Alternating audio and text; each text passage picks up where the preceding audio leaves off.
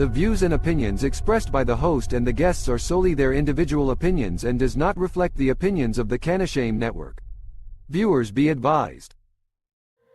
Tonight's guest just didn't hold a seat. She lived the mission. She still shows up with the same fire, doing the work while others just wear the title. She challenges systems, holds both sides accountable, and crosses party lines to stand with the people. This is Rants, Oversized Load, Civics Edition, Episode 2, Bridging the Divide, Crossing the Party Lines.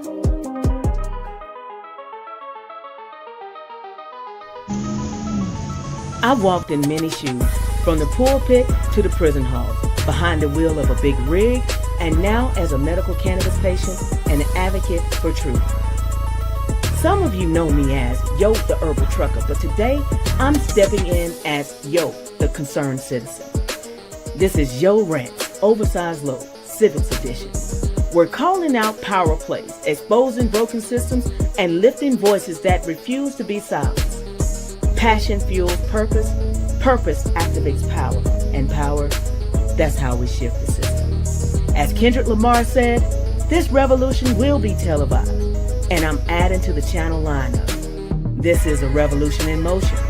This is Yo Rants, Oversized Load, Civics Edition.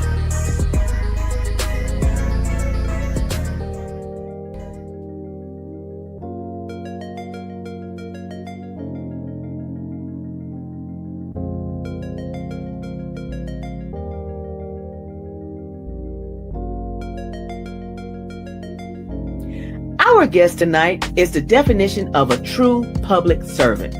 Honorable Chief Mrs. Valencia Stovall served in the Georgia General Assembly from 2012 to 2020, co-authoring over 24 bipartisan bills focused on education, equity, and opportunity.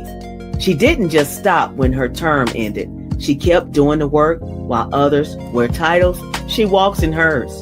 Today, she serves as Vice Chair of the MLK Advisory Committee, hosts Issues and Answers on WCEG Talk Radio, and in 2024 was honored globally with the chieftaincy title of Chief Yeye Meto of Papalanto in Ogun State, Nigeria. She also is the legislative advisor for the GMCS Pressure Play Workshop, helping train the next generation of advocates. Please welcome Honorable Chief Valencia Stovall.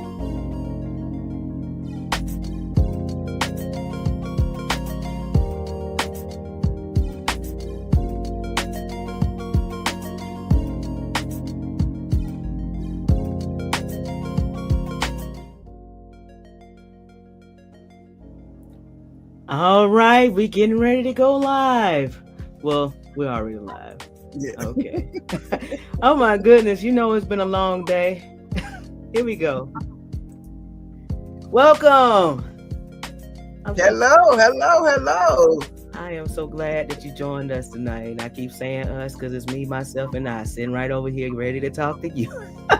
All right. Well, we're glad to whoever, I guess to me, myself, and I, and whoever else is listening. Yeah, so, before we get started with your legislation journey, I just wanted you just to enlighten me and our audience about your title, because when I wrote it out and I said, okay, I'm going to try and pronounce this. Now, can you break that down for me?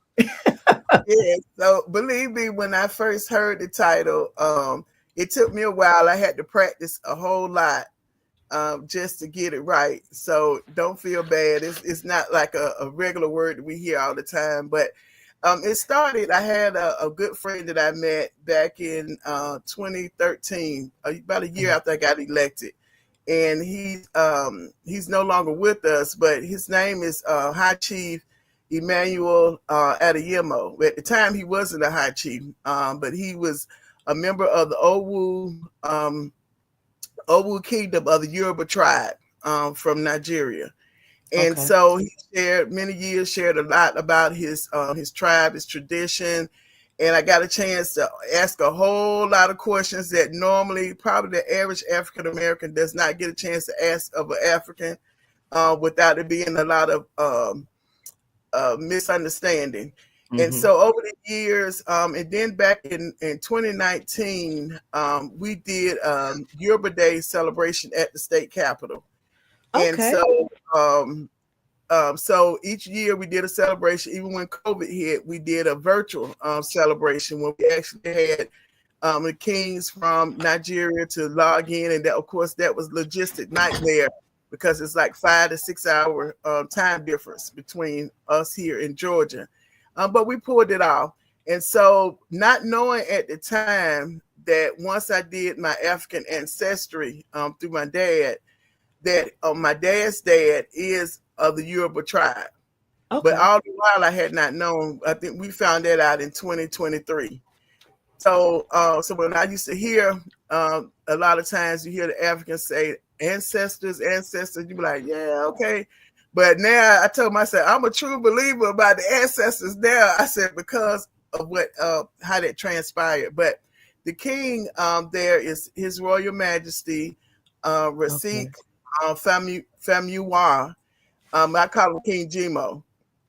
And so he had given me the title by Zoom, by over the phone. But when I visited in October, I got a chance to actually be given my chieftaincy title in person. And Okay. so it was very, very historical moment for me because not that was my first visit actually to Africa, which at in Ogun State. And so the correct pronunciation of, like I told you, took me a while to practice till I got it is Yeyemato of Papalanto in Yeah, Ogun yeah, me State. too. Yeah, and Iwerkoro is the local government. So just like we have Fulton County, Cobb, Uh-huh. Clayton, so they have local government there. And so whenever you're saying it, you have to say where you are, the chieftaincy title hails from. Okay. Because I'm gonna tell you, I asked Google, I asked Mhm. Chat, I just like, okay, how do you pronounce this? And it's like, okay, I still have some work to do with that, you know. Yeah, and it And it's means, and the meaning is mother of. So, okay. because of all the work I had been doing over the years, like I said, never had visited. It was just something, inside that said I want to be able to help the people from the Yoruba tribe, and that particular one is Owu. And the Owu kingdom is the first kingdom from the Yoruba tribe. So they were the starting kingdom, and it's a whole story, that goes with that. And so my friend happened to be from his mother was actually from the Owu tribe. Okay. And so that's how I got connected with King Jimo. And when I went to visit, I did, like I said, I went to visit him in Papalanto, which is a city. And it's made up of about 11 townships up under it as well. And so we're in the process of planning some outreach work to be able to do some things over there as well. So I'll definitely be reaching back out to everyone. Our first project we want to do is a water bowl, which Oh, is helps be able to make sure that they have clean water that they're able to use in the particular town that they're in. So that was one of the projects that I'll be working on pretty soon. But yeah, it was a huge adventure. I mean, I was really excited and end up also during that same time getting married to a Nigerian. Yes, his name is, well, we call him Kenny, but his official name is Muhid all Abiola. right. Congratulations. Thank you. And he's from the Yoruba tribe. He's actually an elected official, so he's a city council person there, and a leader. They call it leader of the house. Okay. This area in the same area, Iwerkoro. So it's been an adventure. It's Yeah. definitely I just said I can imagine. I was like, I'm like, I'm going through my timeline and I said, wait a minute. Representative Stovall married? I just like I'm looking up. I'm just so happy because it's nothing like finding true love and been being with the person that you need to be with or want to be with. And right. that brings a joy because I was wondering how are you able, I mean, because you know, I'm thinking back when we asked you to help us with our legislation session and to help us with our advocacy efforts with the Pressure Play workshop. And I'm like, oh my God, it's like you hop right in. You know what I mean? And it's like we're not even close to your district or anything like that. He was like, you know what, I'll help. It's like, thank you so much. That's what I say what a true public servant is. But now I can ask you this question. What called you into public service? Because everybody can't do it. No, it's definitely for a chosen people. Some people choose on their own, and other people, the journey chooses them to participate in it. Okay. And so my dad, Valencia Stovall, he actually be 85 in June the 5th to be his birthday. And so he was the one that got my sisters and I have 2 sisters involved in politics. And he started off with the late Mayor Maynard Jackson, who was the first African-American mayor of a southern city. And so he worked on his campaign both times. He was like the field, they call it the field general. At that time, there was a person kind of responsible for getting everybody out into the community. And so from there, every mayor that has been elected, except for Campbell and Andre and Dickens and Bottoms. So everybody from the very first with Mayor Jackson all the way up to Kasim's first term. And then Mayor Franklin's her 2 terms. My dad was involved in the campaigns. Wow. We're helping to get them elected.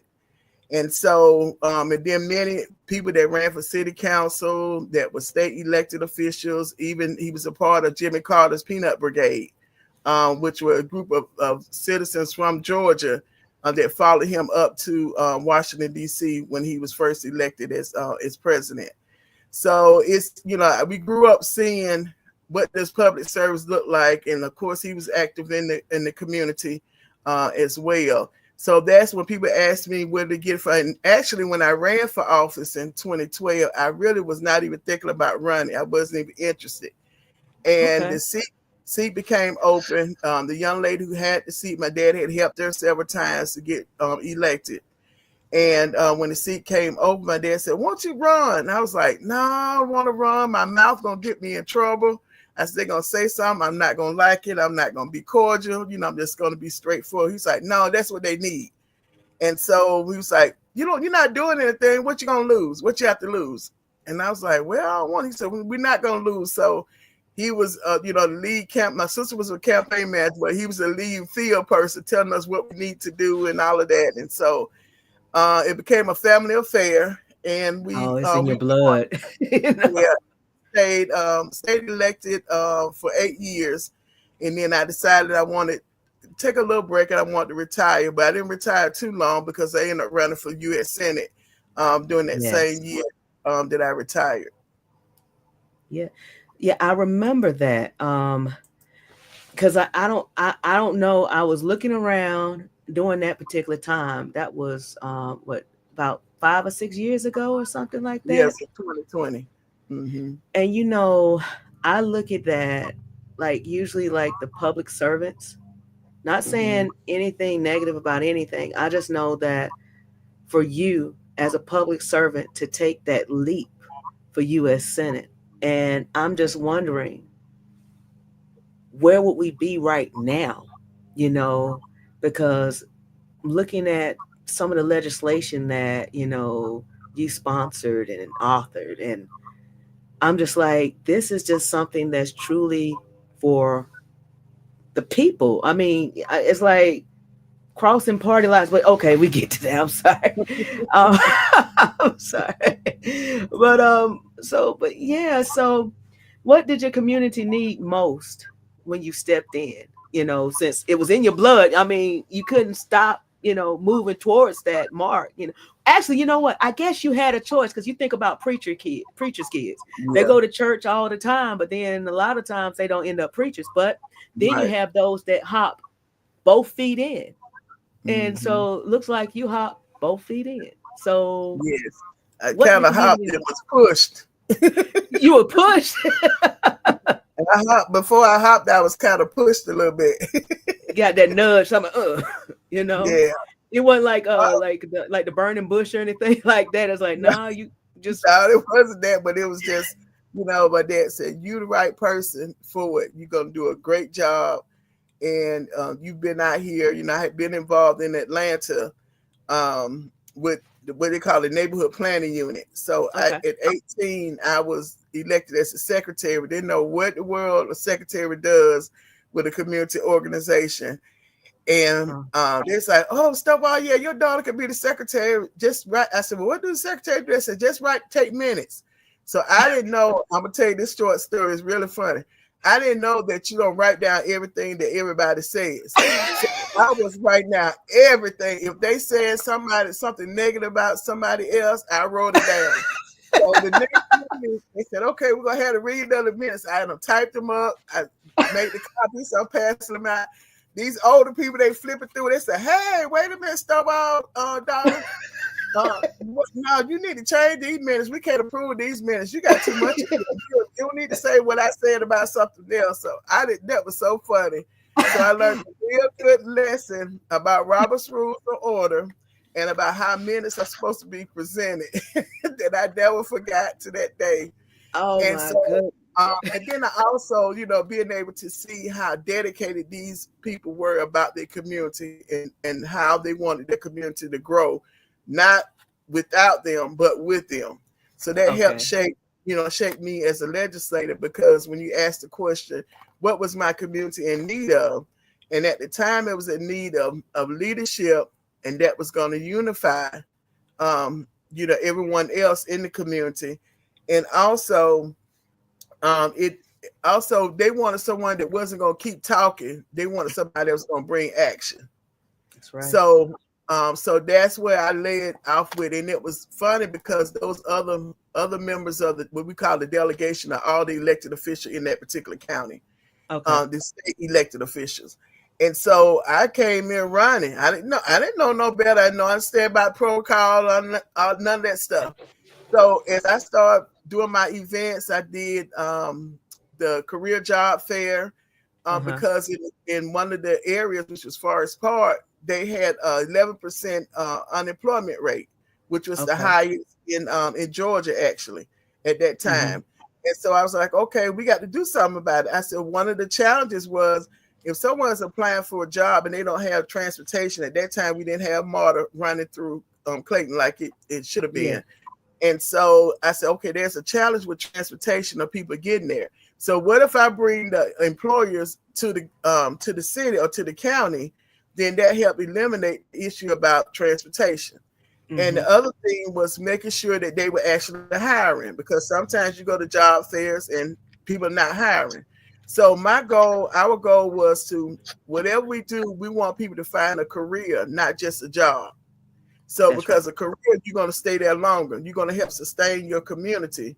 If you're in a career, not just, I got this job, I'm going to leave there and go to here. So we partnered with the Department of Labor, and actually that was the first time partnered with a state elected official in Clayton County. That's huge. So we made them do their job. We said that you're a Department of Labor, I'm a state elected official. And I know that at that time, that's when I really understood and learned that as a state elected official, I have access to all 40 plus agencies with the snap of my, tip of my finger, snap of my finger. If I knew how to utilize those resources.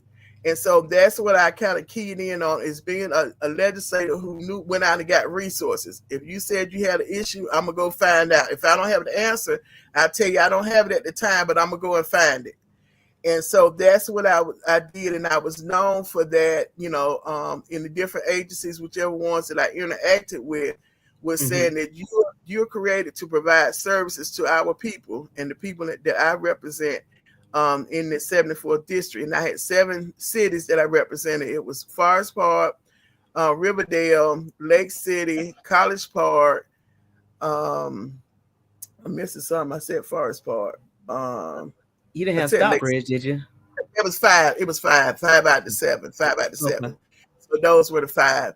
But because I was a state elected official, I had to be concerned about the entire state of Georgia. So Okay. even some of the events and projects that I did some statewide level projects. Some other things I did in the county, we asked about what was my county district in need of, because I did an assessment. I did what was called Dance on the Bridge, where we actually shut down a bridge on Jonesboro Road near Morrow. And celebrated and recognized parents who had volunteered 12 hours or more. I was really big into education. And so I said, why not recognize parents who are doing a great job in volunteering? Because a lot of times they don't get recognition. So we had this big celebration. We brought them out to the bridge. We had music, had food, and we just celebrated. And I gave each one of them a certificate, awarded each one of them a certificate. And we did that for about 6 years during the time I was elected. Also, we did the back to school block party, and I continued that about 3 years, even after I left office. But we did that to bring resources in. Yeah, that's the picture of the Dance on the Bridge. And we had one celebrity guest. I didn't know he was famous at that time, Salento. I had no idea what somebody else was telling about it, but he came out and danced and performed, no charge. We didn't pay anything. He gave back to the community. Is this him right here, the guy in the back in the black? He had like some colored hair. I can't see. Okay, yeah. Let me try and blow this one up. I think that's him in the front. No, that's a lady in the front. Okay. They look like him right there in the front. Yeah, I'm sorry. When you was talking, I was looking. I said, let me go ahead and try and find that. But okay, yeah, we could. Yeah. So, and then we had some other performers. I had one lady I had met through with the radio stations, Claim Your Fame. And so she was actually the one that was able to make the connection. And she always was the one that brought our entertainment out each year. Her name is Lady Storm. And so, and then we also did that. I also did a senior gala during my tenure. And so my statewide events that we did was the Educate Georgia Summit. And so we did that for 3 years. It brought over 1,000 people from across the state to talk about what the future of education would look like and should look like in Georgia. And so both times I had Governor Deal that came and was a speaker. Also had the Speaker of the House. He came. I had two of the House and the Senate committee chairmen. Now, mind you, all of those are Republicans. I'm a Democrat. I was a Democrat at that time. And so being able to get the governor to come to your event during legislative session 2 years, all 3 years in a row was it wasn't no easy feat. And the sad part, I know we're going to kind of talk about it. The sad part about that was that I didn't even have support from my majority of my Democratic colleagues, and not even the leadership in the Democratic Party. So, when they talk about education, if you have a colleague that's able to do that, why not come and support? I can count on my hands how many of my colleagues came across the street. We were in Liberty Plaza, came across the street during session to show support. It was not that many. Like I said, maybe about 5 on my hand. But leadership they didn't promote it. They didn't do anything. But they looked out the window, saw the big white tent out in Liberty Plaza, and was like, what's going on? I was like, y'all already know what it is. So I know we're going to talk about that, but those are the kind of things that we can keep going with it. We going with it now. Okay.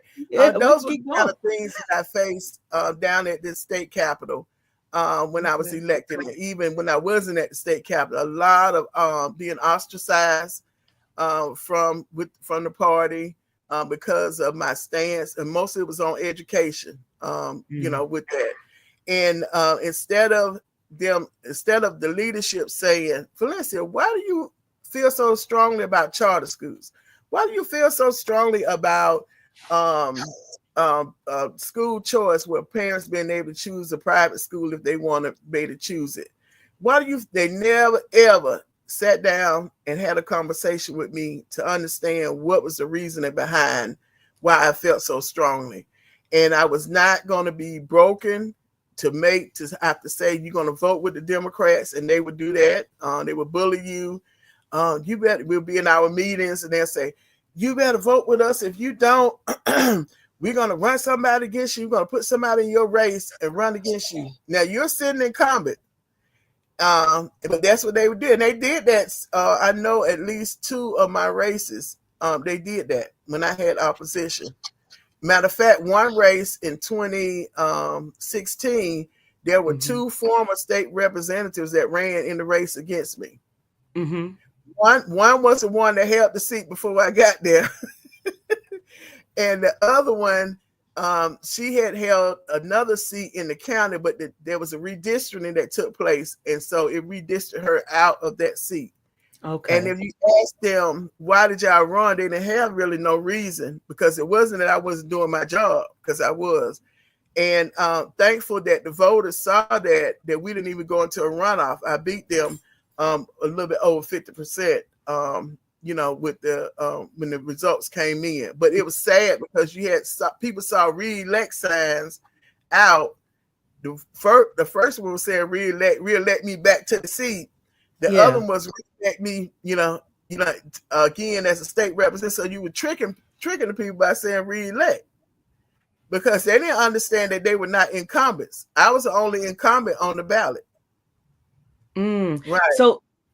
So that being said, I witnessed some things over this past couple of months that with the infighting inside the party, and also the dirty, I'm not going to say dirty, but just looking at how things are, how I guess it's like a lot of infighting, because it's the same way over here in this industry, in this advocacy space that I normally, stay in. Because it's like everybody wants their agenda, that kind of thing. And it's like, if you're not in the cool kids clubs, then we're not going to deal with you. But I'm just like, I don't even know which representative it is or anything like that. But I do remember, I worked the campaign last year with Commissioner Sanders. And I saw when you made this statement about, like, look, they ran somebody against you. And I noticed that over the past years, and like last year with her particular campaign, they ran some people against her, and then it was like the Republicans flipped during the primary. I think, was it the primary? Yeah. The primary to go ahead. And didn't you go into a runoff too? Because it pushed it into a runoff, and a lot of times the Democrats don't come back out, or a lot of people don't know to come back out. Yeah.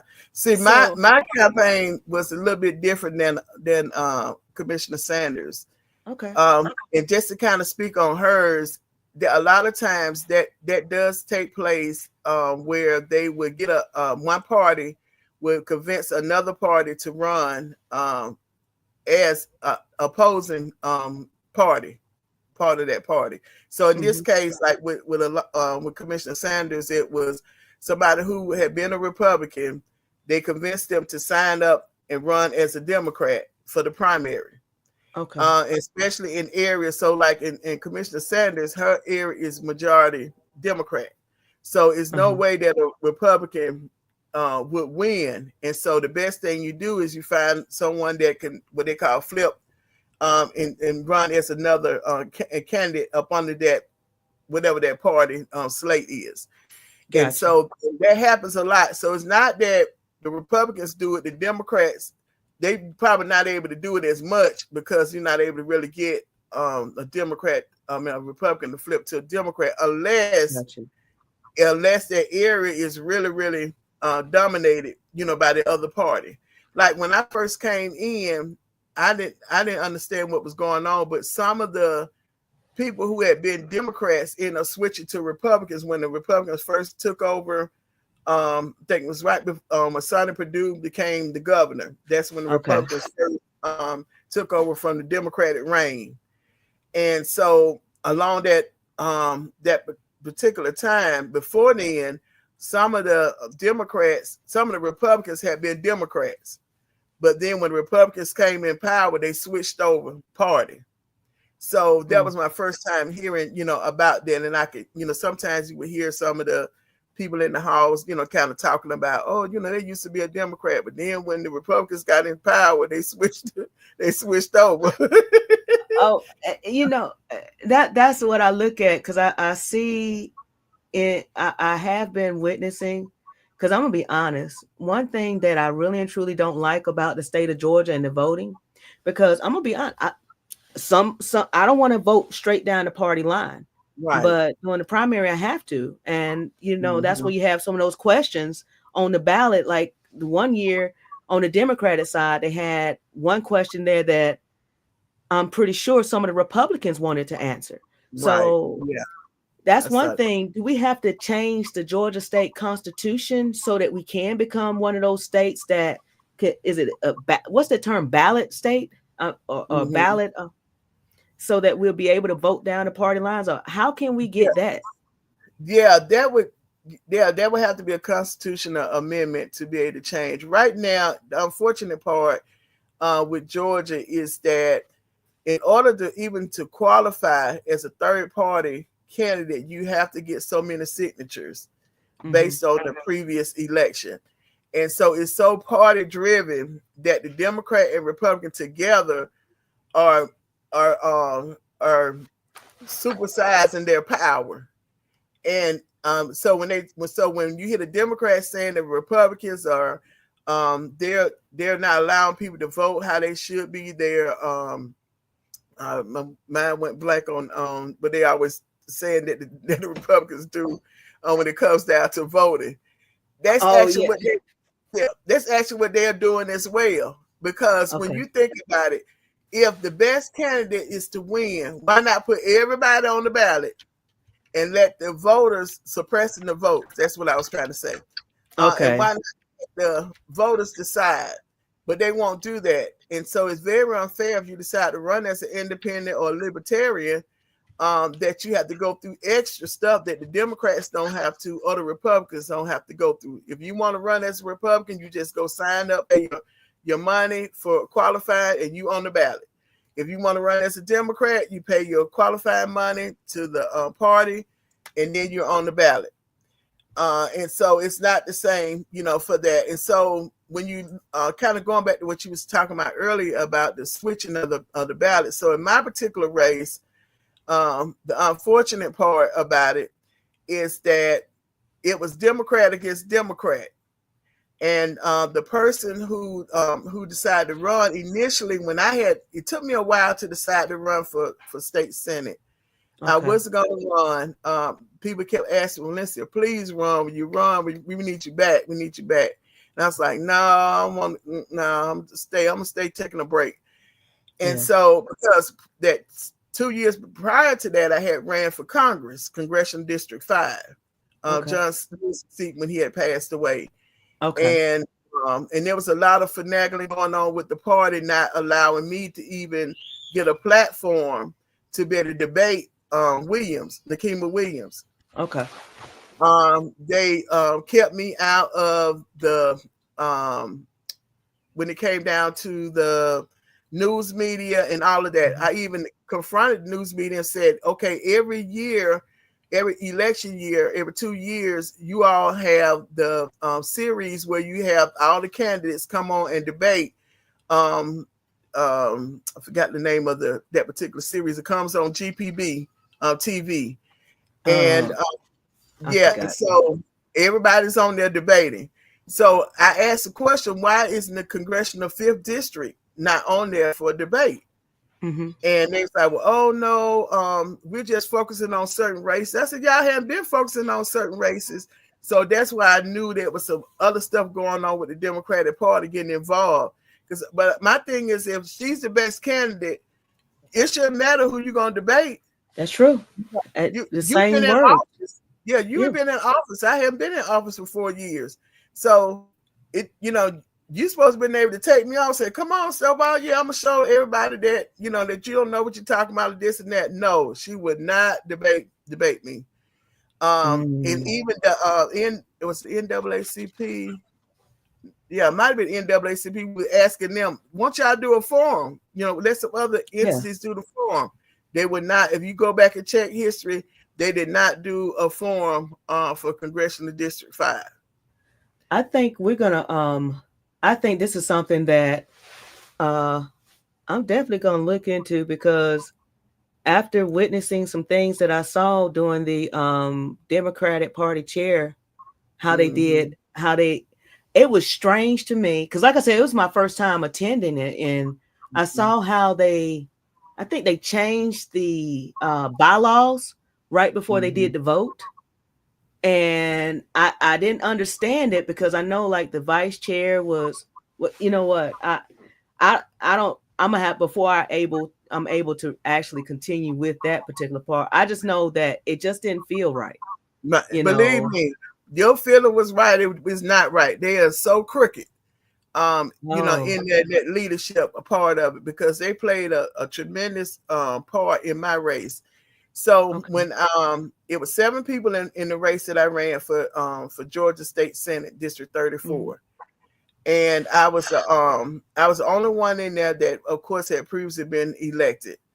And so when we got down, the opponent who ended up winning at the end, when we saw her at the M.L. King Jr. Parade in Fayette County, because this particular seat takes in Clayton and Fayette, but it's like 80% Clayton and about 17% takes up in Fayette. And so she was at the parade. She was running for state representative against another incumbent at that time. She didn't say nothing about running for state senate. And at the time that I said I was going to run, nobody else. I waited a long time. The incumbent, the former senator, had made an announcement in April of 2023. I didn't make a determination I was going to run until about December of 2024. 2023. So it was a lot of time that whoever was going to run could have gotten out there. And so when I saw her in January, she was like, she came up to me and everything. Oh, yeah, you running for state senate? Yeah, I'm running for state representative. Then after we go and qualify, all of a sudden she now running for a state senate. And so I'm like, that's the lower part of it. So once I made the announcement, of course, I getting a lot of support and everything. And so then the Democratic Party, the Senate Democratic leadership, they have each house has what's called a caucus. And the caucus is made up of those members elected in the House caucus, and then you have the Senate caucus, where the chair of the Senate caucus got involved in the race, in my race. Not only her, but some other members as well in leadership. They sent out mailers that claimed that I was a Republican. They said she act like a Republican, she vote like a Republican, she is a Republican. Had me on the picture with Donald Trump, had another mailer with me on there with Marjorie Greene Taylor, had me on there with Brian Kemp, which I didn't have an issue with Brian Kemp because he's a governor, and I've taken pictures just like other Democrats have taken pictures on the steps. Right. Okay. So and they sent out, it was about 7 mailers that went out back to back to back. Now this didn't happen until I went into the runoff in May, right? Like our runoff, our election was May the 21st. By that Friday, these mailers were hitting the voters' mailboxes. So they didn't say nothing about me being a Republican when I qualified in March. So if I'm a Republican, I didn't just start being a Republican. I had to have been one in March if you saying this is true, which it was not true. And you said they did mailers, because like I said, I know mailers cost a lot of money, so it had to be some money. My estimation is that they spent about $100,000. They only not did mailers. They did mailers. They did phone calls. They did text messages. They even manipulated one of the surveys that AJC had sent out. And so on this particular survey, it asked you, are you a Republican or Democrat? I hit Democrat. So one of their affiliates that also produces this same survey Some kind of way they manipulated and changed it that I said I was a Republican. Now, if you looked at the AJC original survey, you will see I'm listed up on the Democrat. They went back and changed and sent out text messages that said, this is what she put on the survey, that she a Republican. I had people calling me saying, Valencia, I got a text message. They said you was a Republican on the survey. I said, what? I said, no. And so I contacted AJC and I said, what is going on with y'all survey? They said, well, we have Branch. That was the name of the company. The Branch survey was the one that had ended up going and manipulated. Some kind of way they manipulated the answer. So you think about this. We have 4 weeks for primary runoff. Okay. There's no way that I could be able to combat all of those lies that they were spreading about me. And I'm telling people, look at my track record. Even had people, even had a party, local party, the Fayette County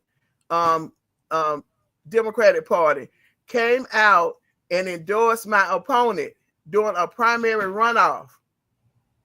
You know, in a Democrats together. Now they came out and publicly endorsed her and said and put all they did mailer. I mean, they did phone call banking for her. Took my sign off in front of the Fayette County Democratic Party's office. So it was a lot that was this part of that rant part. So it was a lot that happened during that election. And now mind you, on May 21st, I was 46.45% out of 7 candidates. I was at the top. Okay. And she had 15%. So how is it in 4 weeks, someone who had 46%, I had, if you add up all the other opponents, I still had more than all of them added up together.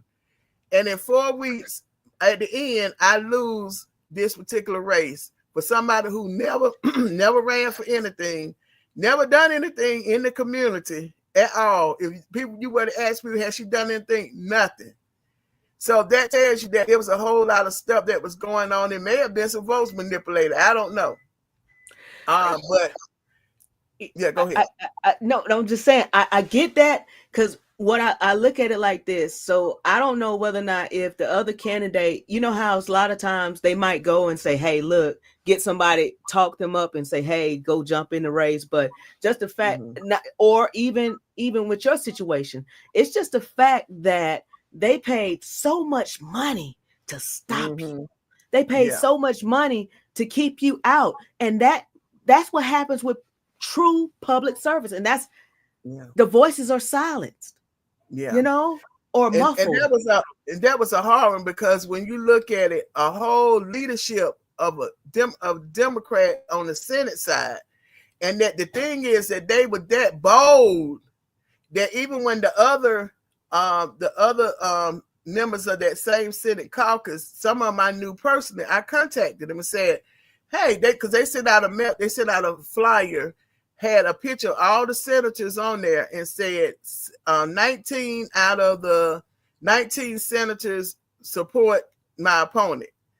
So, but you don't know which 19. So you see a picture of all these senators, about 23 of them, in the picture. You don't know which one of the 19, but you get this mailer, a flyer that says these people supporting them. So when I looked at the picture, I started calling. I was like, hey, I thought you said you were supporting this. I am. I said, did you see this flyer that went out? They said, no. I sent them a copy of it. It's like, we didn't get them permission. I said, when did y'all take the picture? They said they took that picture on the last day of session because a couple of the senators were resigning, but were retiring. They took a group picture. So they took that group picture and manipulated the minds of the voters by saying, these are the people that are supporting. Never use the names of the 19, but you gave a picture. So when people are looking at it, don't know any better, they see that, oh, there's a lot of people supporting the opponent. Something must be wrong with Stovall if all of them people are supporting her. And you know what? That speaks volumes in itself, because if everybody is the same mindset, where is going to be the balance? Because everybody's not going to agree on everything. And so that being said, I'm just like, why? it has to be some legislation that a legislator needs to champion so that we can stop a lot of this, fraudulent mailers or hold these people accountable. But I know that right now the House is so lopsided right now. Yeah. So, I mean, knowing that the turmoil, I already know the answer to this, but I'm going to ask it anyway. Even though you were muffled or pushed out, tried to be stopped, would you change anything that you've done as far as crossing the aisles and speaking up for those who have been, ignored for so long? No, I definitely would not change anything because I fought for what I believed in and I still believe in today. And just like you said, I'm not going to go along to get along. There's too many things that are going on and happening to people. At that time when I was running, even now, that if you don't have a strong voice to speak up, who's going to speak up for them? There's this one particular proverb in Proverbs 33 that says, "Speak for those who cannot speak for themselves, and judge fairly." And so that's the scripture that I went by from the time I got elected, was that I know that I'm going to be facing a lot of pushback from the party, from anybody. When you're trying to speak the truth, that happens a lot. But I thank God for giving me the grace and giving me the boldness to, no matter how many scrapes. I told people I got a lot of battle scars. You can't see them. I can imagine. Scars, but I was doing the right thing. And only thing I would add to that is that I would have spent more time educating the community about the different things that happen in politics and with the different parties, to helping them to understand. I did a lot whenever I would do my town hall meetings. I was, one of those legislators that believed in telling the people what's going on. And anytime I voted that was not how the Democrats said I should vote, I did a town hall immediately. And I said, well, y'all come and ask me, any question that you have, I'm going to tell you why I voted. And one of them was dealing with one of the election bills. I brought the bill to the town hall meeting, went live. It was 200 lines on that bill. Went by each line and explained to them, this is what the bill is. This is why I voted. And explaining to them, you're not going to agree 100% with every bill. The way that I always looked at bills was, is a majority that I can agree with, and can I justify my vote with whatever I'm doing? And the other part I don't agree with, how can I work to even make some changes in it that if it come back around the next time, I can maybe, give voice. And so because of my stance with standing for what I believe is right, I gained a lot of respect from the Republican Party because of that. And because they understood, they had some people on their side that, that stood against them sometimes. But as a result, I was able to get appointed as a vice chair of a subcommittee in education. I also got appointed to Education Appropriations Committee. I was able to chair a House Study Committee on the revitalization of the Atlanta Farmers Market, because the Farmers Market sat in my district. And so as being a chair over that particular committee, there were other Republicans who were chairs on other committees that sat on that particular committee. So I was, in charge of everybody in that committee. But we worked to find solutions, and that's what I did. And one thing else I want to say is that respect even continue on even after I left office. Like when we do the Georgia Single Parent event where we recognize single parents every year, and every year I've gone back down to the Capitol. I'm greeted so nicely, from my colleagues, especially the Republicans. They say, "Hey, when you coming back? This and that. Oh, we're glad to see you. Here and this and that." And the last thing that the late speaker David Rawson did before he passed away, I didn't even know he was sick. He appointed me to the ML King Jr. Advisory Council, and Okay. that's how I became a part of that. So I was not elected, but when his office contacted me, he told them to tell me that he knew I'd be a great person to serve on that council, and Okay. that's why. Yeah. And so when I think of things like that, all of the stuff that I had to go through, when you kind of look down the road and say, it was, I don't think it was all worth it, but I can understand the journey, because I'm able still to have my respect. I walked away in 2020 with my respect. That's That the no only matter thing. what, no matter what, nobody could ever take that away from me with that. Yeah, I mean, because I know you spoke about how, not voting with the party.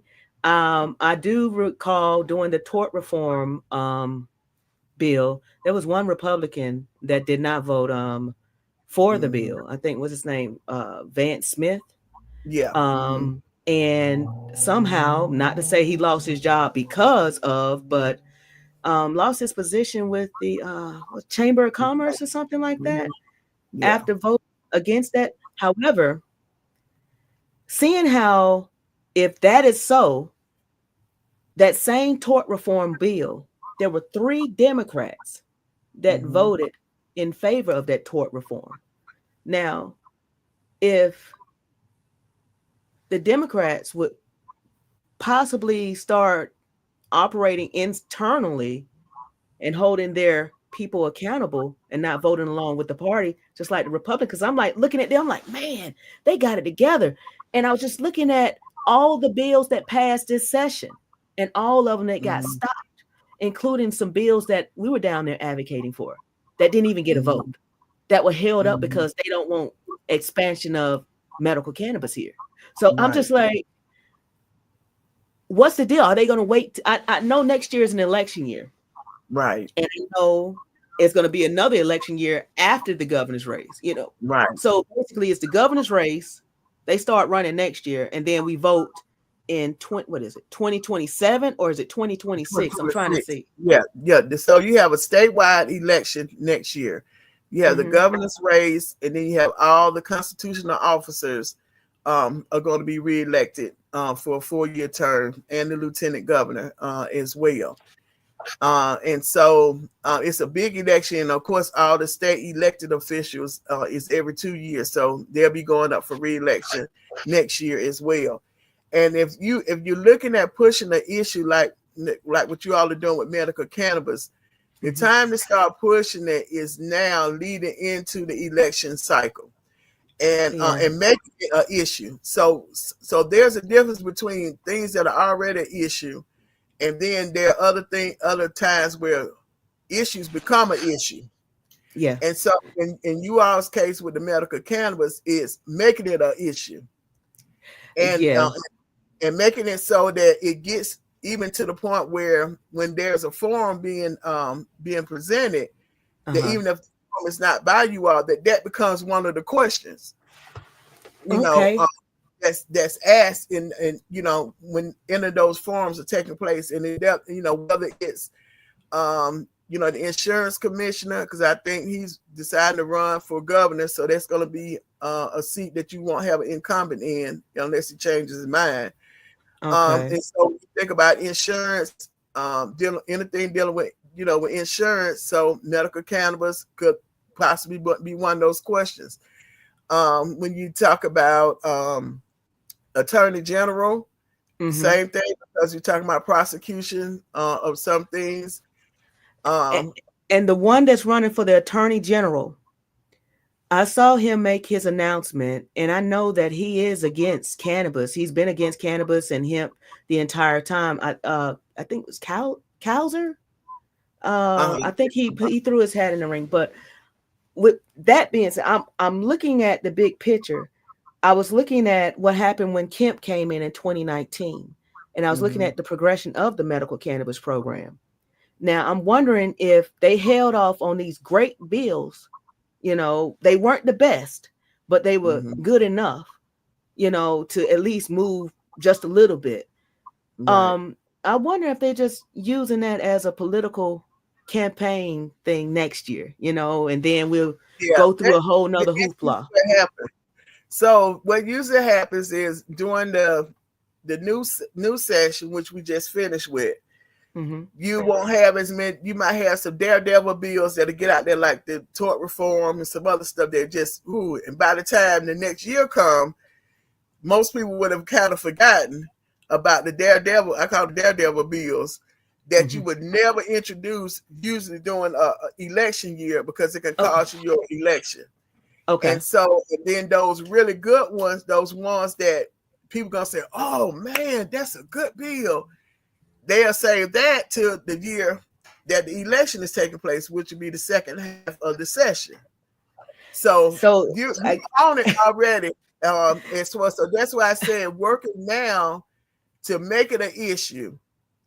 So that's why I said you have some things that's an issue, other things you create an issue about because people rally around issues.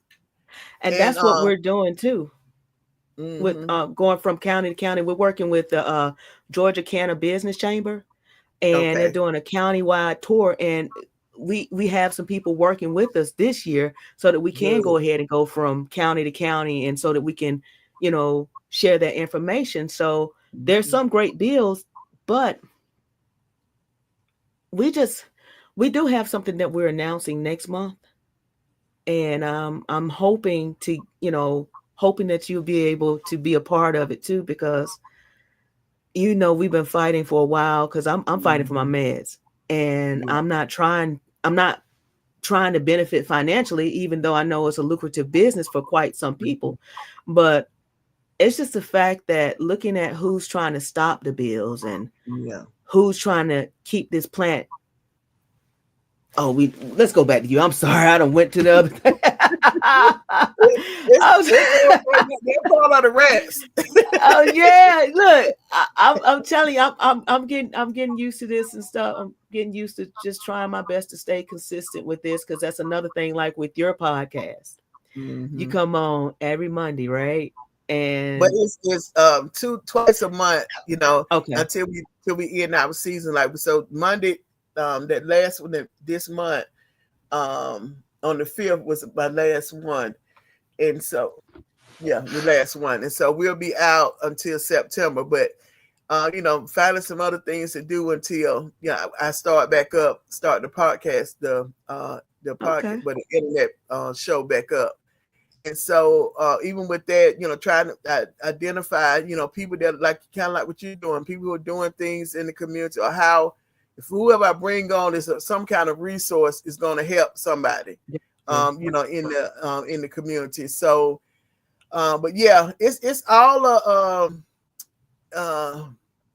everything is planned, and the thing about it is it depends on who is in charge as far as how the plan is going to go. That does not mean that in this case, like even with the Democrats, don't have a plan. Even when I was down at the Capitol, they didn't have a plan. And even when you see what happened this past election, there was not a plan. Because it would have been ideal that if you knew that the president Biden was not fit to run, everybody knew that. Why not have allowed the voters to decide who they wanted their primary candidate to be? That's right. And then they would have rallied behind that candidate instead of you force feeding me and others. This is our candidate, and y'all got the support. And this is in August. What? You haven't even done any get out the vote on anything, and they don't do any get out the vote education. They don't want the voters too much, because what happened is they'll start questioning some of the Democrats that are in office now who have not been doing their job. So they limit it, and they wait till the last minute all the time to do a get out the vote. Oh, we got to get the people out the vote. Well, you've been knowing that a year before the election was coming up. Why not doing that? That's what I feel. I feel you like I still operate with the 5 P's that I learned. Prior planning prevents poor performance, and I learned that from the state of Georgia. However, evidently they don't utilize what they teach. So I'm looking at the fact that you have a lot of public servants and stuff, people that care about the community. Yeah. What I did notice was that the flashier campaigns, Mhm. the the numerous signs, the commercials, all of the flyers, the notices that go out. Then you have some candidates that just want to do a change, make a change. Mhm. They're really and truly a grassroots type candidate. But then you Mhm. have the ones that's backed by big money. That's one question that I didn't share with you. I'm just trying to figure this thing out. I went to look up campaign contributions. Mhm. I noticed on the state site that quite a few people in high Have not positions filed. Have not filed. have not filed since 20. One of them is 2021 and the Mhm. other is 2022. That's the last time. And I was like, okay, wait, there's a 2020. Now, these people hold high ranking in the General Assembly. Yes. So, my question is, who's tracking them while they're out there trying to track frivolous things like trying to go ahead and remove a district attorney Mhm. because of politics? It should be about the people, but I'm just wondering because, like I said, I'm still new to this. You know what I mean? Yeah. Well, but And you've caught on a whole lot for just a short amount of time. But just most of it is using common sense, just like you said. Knowing how to go to ethics.ga.gov to be able to look up, the candidates, and that's educating the voters on that. Say, now listen, if you vote for somebody who have not filed their ethics campaign disclosure to tell you who they're getting their money from, how they're spending their money, why would you uh-huh. want them to be your elected officials? They already breaking the law. Now the point comes back to, okay, who enforces the law on that? Of course, yeah, you have the elections, the state elections board. And you can make a complaint if it's a statewide candidate. Any voter can make a complaint. But if it's somebody in a specific district, it has to be that constituent from that district to make a complaint.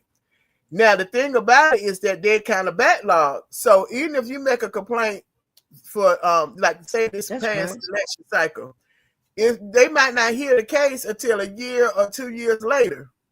Now, mind you, the person been sitting in office and continue to sit in office till the case comes up. And then sometimes it's really no strong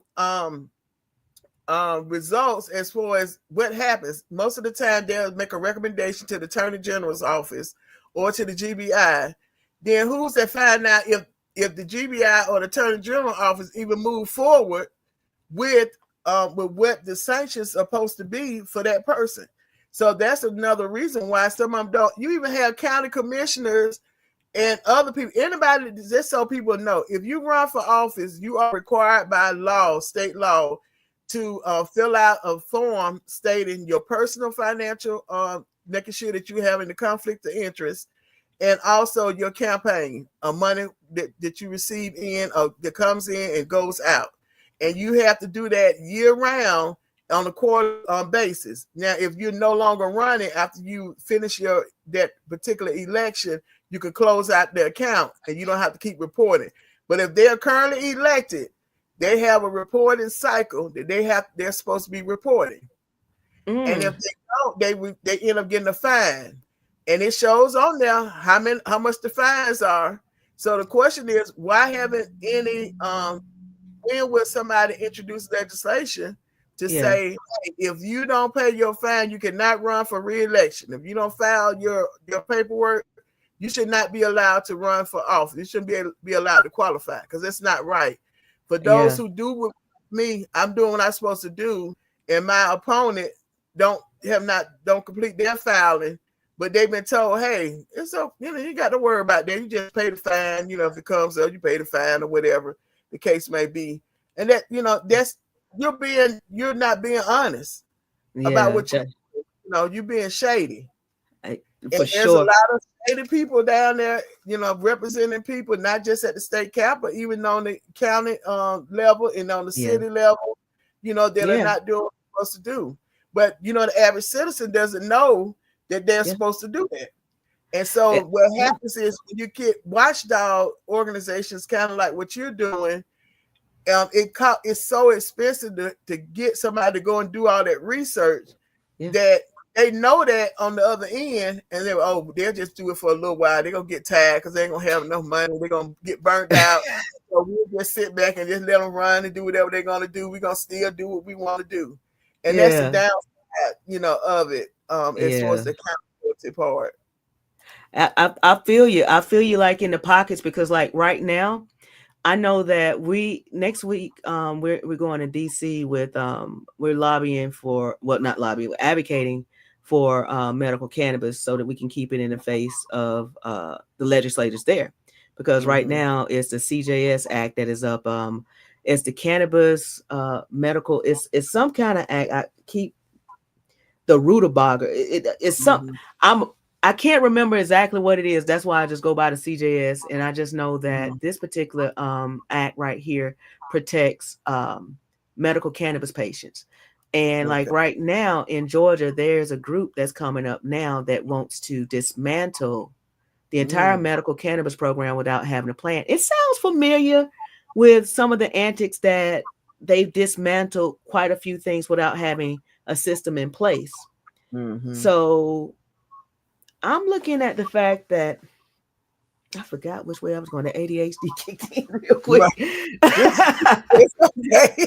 I'm just like, but it comes to the unfortunate part when it comes to politics sometimes is that it doesn't always be about what's best for the people.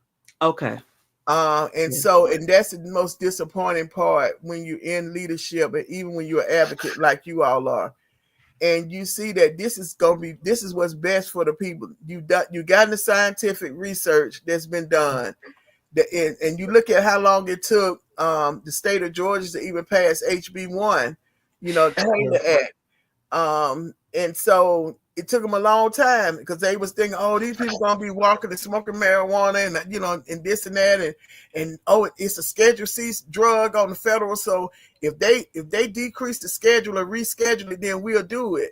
But there are some things that the states do have autonomous with being able to do, and that had to be convinced to them when Representative Peake or Chairman Peake, when he was talking about the bill, and I was down there. I actually was a signer on the bill. But that was what he had to keep convincing, because people had their own notion of what, when you talk about medical cannabis, what was the negative side, and not looking at the beneficial side of it, and that the quality of life is more important, is very important for people to be able to have a quality of life, because now you talk about the economics of the state. If I'm feeling good, I could go to work. You can go to work. My child can go to school. Exactly. If I'm feeling good, I can spend some tourism money in the state or somewhere else, because I feel well enough to be able to go and do all that. My medical bill is going to decrease. Now, that's a flip side, because the pharmaceutical companies that's going to hurt their pockets. And then whatever kickback that they give it to some of the doctors and whoever else. So it's a lot of things. I saw that. I saw some of the donors that was donating to some of the ones that are totally against cannabis. I mean, it ranged from the private prison industry to alcohol companies, and for we could go on and on about this, but you know what? I definitely want to have you back, and I want to find out we can ask. I hope you can join the Compassion in Action podcast with Angela, because so that you can expound on some of the information that happened with the HB1 and HB 324.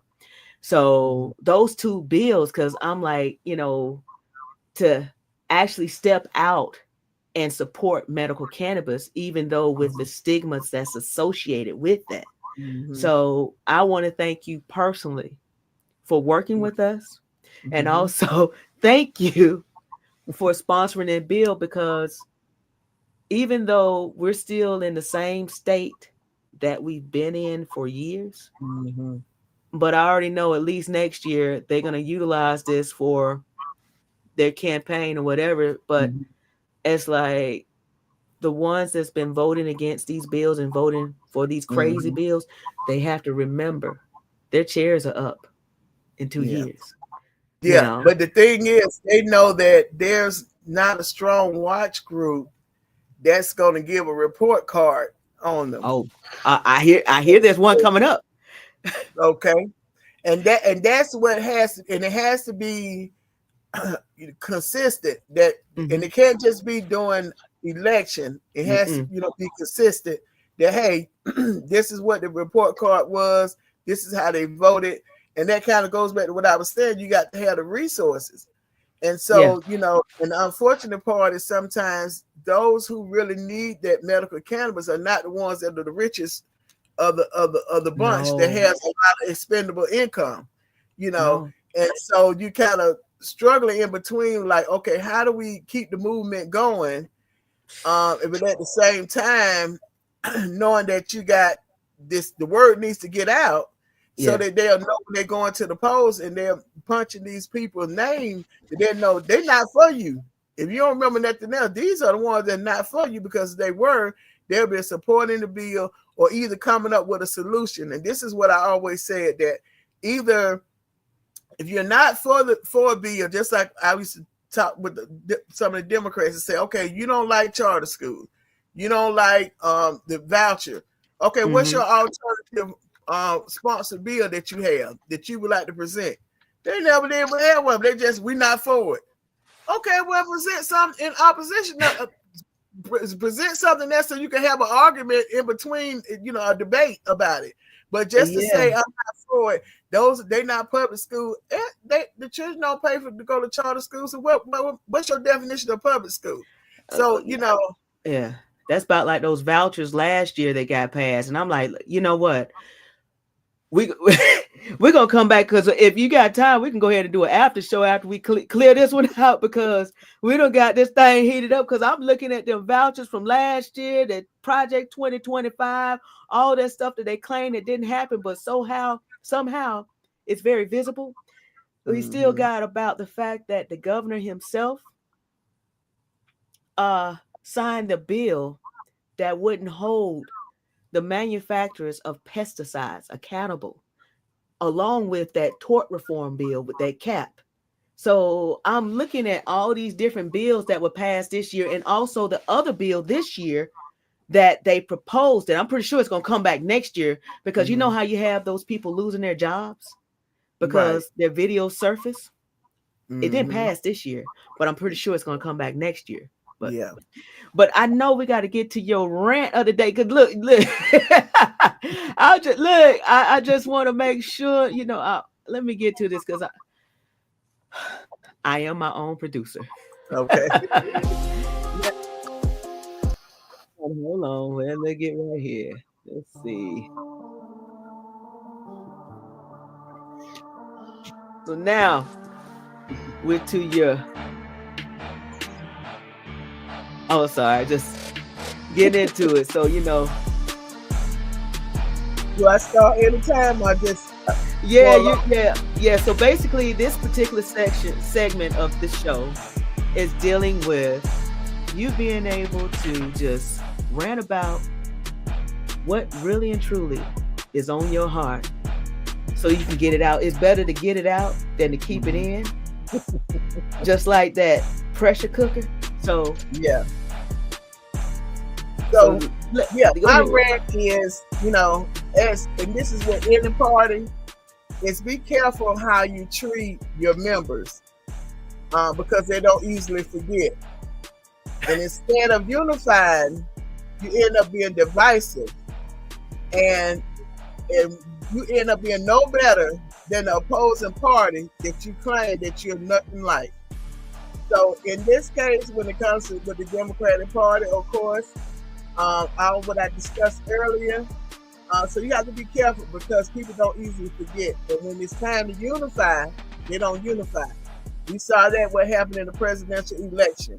There was no unification, because they had done a lot of people inside the party had done a lot of people wrong.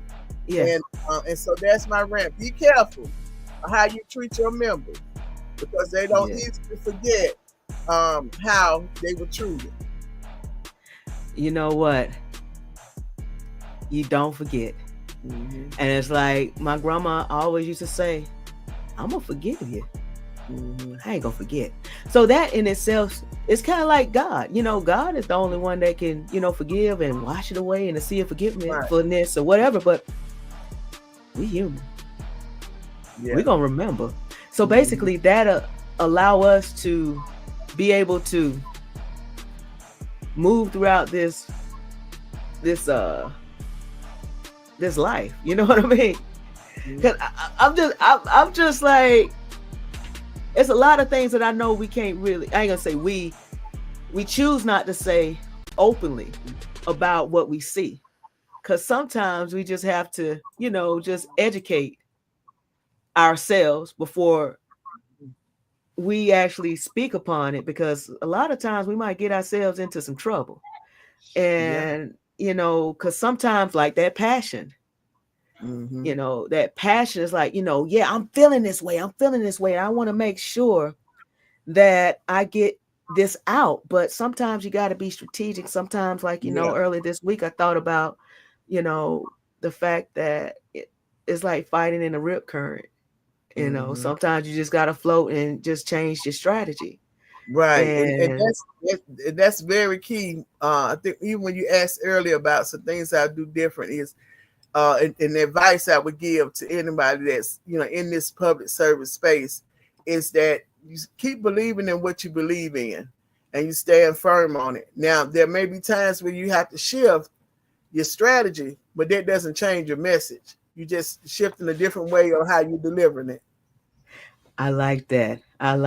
But, you know, before we close, I already did that one right there. I'm just like, whew. You know, I got to keep myself on track. So right. I do really, the same thing. I have all kind of notes. just like, because, you know, just trying to remember back and forth. And it's just like, you're just trying to stay on track because there's so much, just, you know, so much to talk about. But, you know, I want to thank you for, you know, continuing to serve. And, you know, even without your seat, you know, it's good that a lot of times people don't realize sometimes that seat will slow you down. Yeah. And the fact that you might be able to do a heck of a lot more out of that seat because you're moving back and forth. And so I get you. So I just want to thank you. And I want to tell the audience to make sure they stay tuned and tune in to Issues and Answers every first and third Monday at 4 p.m. at WCEG Talk Radio. And, you know, we just want to remember the leaders are elected by votes. Others are crowned by the community. So you know what? Thank you. I'm giving you your crown. I know you have several. I mean, everybody, you're going to have a whole head full of crowns because it's hard to find those true public servants that aren't willing to bend, in a sense, break off into being paid off. Break off to be paid off. I don't know what I just said. But yeah, we're going to go ahead and close. I think we got one more comment. We had some comments over here. Let's see. Oh yeah. Straight from the boot. That's what it is.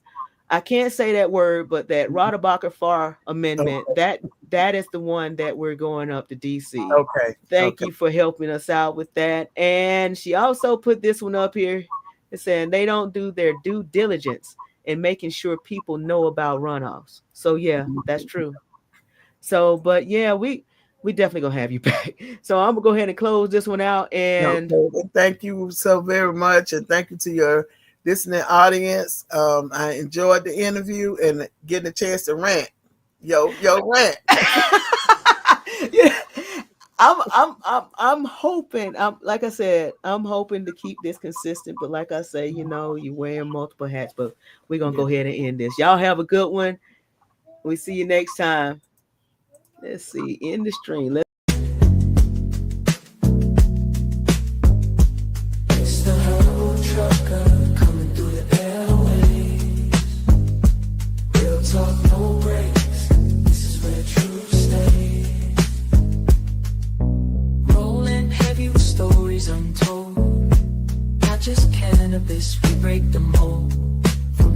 to the halls, we hit every lane.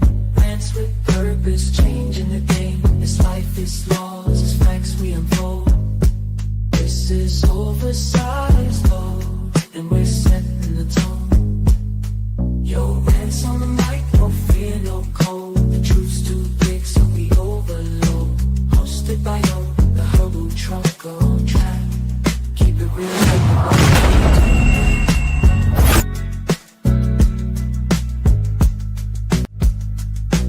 we go beyond green, it's deeper than smoke. Every rant, every guest provokes and evokes. Talking life, laws, and everything between. This is where the real